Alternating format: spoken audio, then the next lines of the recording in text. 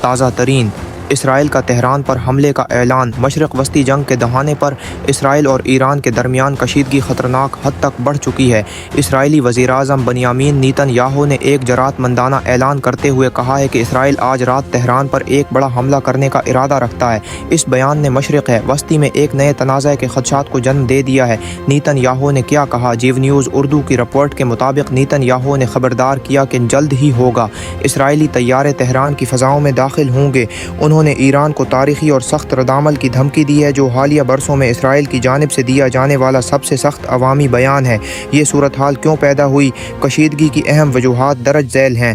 ایران کی جوہری سرگرمیاں اور ہتھیاروں کی تیاری کے الزامات، اسرائیلی مفادات پر حالیہ پراکسی حملے، ایران کی جانب سے ڈرونز کی نقل و حرکت اور لبنان و شام میں مسلح گروپوں کی حمایت، IAEA کی تنقید اور ایران کی NPT سے نکلنے کی دھمکی، یہ تمام عوامل اسرائیل کے سیکیورٹی خدشات کو بڑھا رہے ہیں۔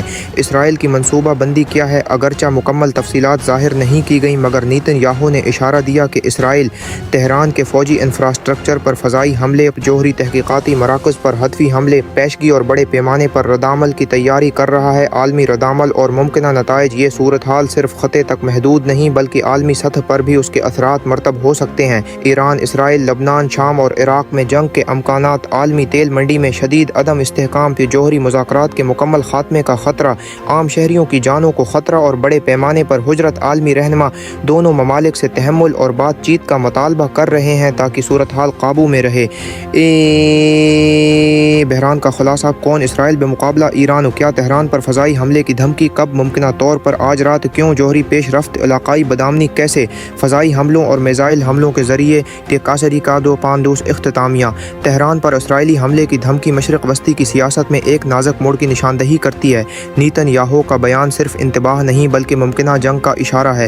اگر عالمی طاقتوں نے بروقت مداخلت نہ کی تو سفارت کاری کی جگہ تباہی لے سکتی ہے۔